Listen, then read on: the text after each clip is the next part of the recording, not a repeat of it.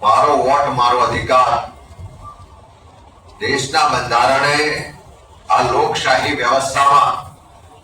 આપણને સૌને એટલે કે ભારતના નાગરિકોને એક એક ગુજરાતીને મતનો અધિકાર આપ્યો છે ને દેશના બંધારણે સમાનતાના અધિકારના ભાગ સ્વરૂપ એક વ્યક્તિ એક વોટ એ આપણને અધિકાર આપ્યો છે અને એટલા જ માટે એવું કહેવાય કે દેશના વડાપ્રધાન શ્રી હોય કે રાષ્ટ્રપતિ શ્રી હોય એમના મતની કિંમત પણ એક છે અને કોઈ સામાન્ય ગુજરાતી માણસ હોય એના મતની કિંમત પણ એક છે એટલે એક વ્યક્તિ એક વોટ એ બંધારણે આપેલો અધિકાર છે પણ આ દેશના લોકોના બંધારણના અધિકારો છીનવવા માટે પારંગત એવી આ ભારતીય જનતા પાર્ટીની સરકારને એના શાસનમાં જે ચૂંટણી પંચ સ્વાયત્ત છે જેની પાસે આ દેશના લોકો પ્રમાણિકતાથી અને નિષ્પક્ષતાની અપેક્ષા રાખે છે એ ચૂંટણી પંચ એ ક્યાંક ને ક્યાંક રીતે મેનેજ કરવામાં આવે છે એનો ઉપયોગ કરવામાં આવે છે અને આખા દેશમાં એક વ્યવસ્થિત ષડયંત્રના ભાગ રૂપે વોટ ચોરી ચાલી રહી છે અને એટલા જ માટે દેશના જનનેતા લોકસભામાં વિપક્ષના નેતા આદરણીય રાહુલ ગાંધીજીએ જે આખા દેશના લોકોના મનમાં એક શંકા હતી કે ક્યાંક ને ક્યાંક ચૂંટણીઓમાં કંઈક ખોટું થાય છે ચૂંટણી પંચ નિષ્પક્ષતાથી કામ નથી કરતું ચૂંટણી પંચ ક્યાંક ને ક્યાંક ભારતીય જનતા પાર્ટીને સમર્થન કરે છે અને મદદ કરે છે એવી જે લોકોના મનમાં એક શંકા હતી અને એના કારણે વારંવાર જ્યારે ચૂંટણીઓના પરિણામ આવે ત્યારે જુદા જુદા રાજ્યોમાંથી એવો અવાજ ઉઠતો કે ચૂંટણી પંચની કામગીરી નિષ્પક્ષ નથી અને આ ચૂંટણીઓમાં ક્યાંક ગોલમાલ કે ખોટું કરવામાં આવ્યું છે રાહુલ ગાંધીજીએ જ્યારે વોટ ચોરીનું આખું જે નેક્સસ ચાલે અને કેવી રીતે આ વોટ ચોરી થાય છે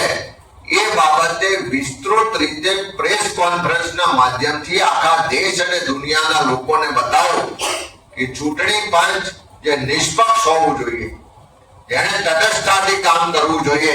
એ એની કામગીરી બજાવતું નથી અને ક્યાંક ને ક્યાંક ભારતીય જનતા પાર્ટીને મદદ કરવા માટે વોટ ચોરી થતી હોય એવું આખું તથ્યો પુરાવા સાથે પ્રેસ કોન્ફરન્સના માધ્યમથી વાત આપણી બધાની સમક્ષ દુનિયા સમક્ષ મૂકી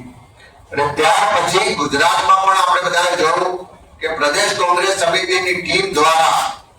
જે રીતે નવસારી લોકસભા બેઠકની 84 વિધાનસભા બેઠકની ચકાસણી કરી ત્યાં પણ 2,40,000 મતદારોની ચકાસણીમાં 30,000 કરતા વધારે મતદારોના નામ ક્યાંક શંકાસ્પદ ડુપ્લિકેટ અથવા તો ખોટા હોવાનું સ્પષ્ટ પુરાવા સાથે સાબિત થયું છે ત્યારે આખા દેશમાં વોટ ચોરી થઈ રહી છે અને આ વોટ ચોરી થી ચૂંટણીઓ જીતી જવાય છે અને એટલા જ માટે ગુજરાત હોય કે દેશની સરકાર હોય પ્રજા એક બાજુ મોંઘવારીથી પરેશાન છે યુવાનોને રોજગાર નથી મળતો ખેડૂતો આર્થિક રીતે પાયમાલ થઈ ગયા છે વેપારીઓના ધંધા વેપાર ચોપટ થઈ ગયા છે ગરીબ સામાન્ય માણસને કોઈ પણ એનો અધિકાર કે ન્યાય નથી મળતો બધા જ વર્ગ વિસ્તારના લોકો પરેશાન છે યુવાઓ મહિલાઓ હોય ખેડૂતો હોય વેપારીઓ હોય સમાજના બધા જ વર્ગ વિસ્તારના લોકો પરેશાન છે પણ સરકાર બિંદાસ છે કારણ કે એને ખબર છે કે ભલે લોકો ગમે તેટલા નારાજ હોય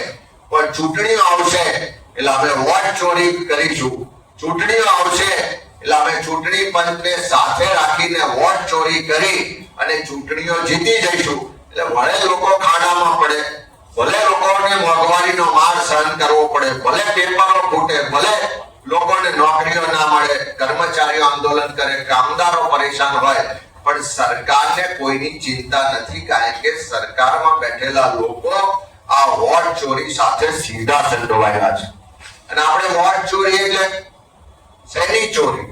વોટ ચોરી એટલે તમારા મારા આપણને સૌને જે દેશના સંવિધાને અધિકારો આપ્યા છે અધિકારોની ચોરી વોટ ચોરી એટલે આપણી ઓળખની ચોરી છે અને વોટ ચોરીને કારણે લોકોનો અવાજની ચોરી થઈ જાય છે લોકોના અધિકારની ચોરી થઈ જાય છે લોકોની સ્વતંત્રતાની ચોરી થઈ જાય છે જે ઉત્પાદનો થાય છે એની ચોરી થઈ જાય છે શિક્ષણ કે અન્ય જે વ્યવસ્થાઓ છે એમાં જે ખોટું થાય છે બધી જ જગ્યાએ આ વોટ ચોરીની અસર થાય છે. અને એટલા જ માટે ઓલ ઇન્ડિયા કોંગ્રેસ કમિટી દ્વારા જ્યારે દેશના નેતા રાહુલ ગાંધી દ્વારા જે વોટ ચોરીનું આખું નેક્સસને એક્સપોઝ કરવામાં આવ્યું ત્યારે ચૂંટણી પંચે જવાબ આપવાનો હતો. જે પણ અનિયમિતતાઓ ચોરી પકડાય એની પર કાર્યવાહી કરવાની જવાબદારી ચૂંટણી પંચની હતી. પણ એ ચૂંટણી પંચ વિપક્ષના નેતા રાહુલ ગાંધીજી પાસે એફિડેવિટની માંગણી કરતું.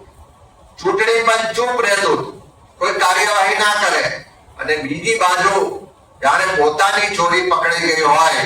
એમ ભાજપનો નાનામાં નાનાથી લઈને મોટો નેતા ચારે તરફ કાગા રોડ મચાવતા હતા, બૂમાબૂમ કરતા હતા. એનો સ્પષ્ટ મતલબ છે કે વોટ ચોરીનું જે નેક્સસ છે એના છેડા ક્યાંક ને ક્યાંક કમલમ સુધી પહોંચે છે. અને એ પકડાઈ જવાને કારણે આખી ભારતીય જનતા પાર્ટી આજે બૂમાબૂમ કરી રહી છે. અને એટલા જ માટે આ વોટ ચોરીના નેક્સસને ખુલ્લું પાડવા માટે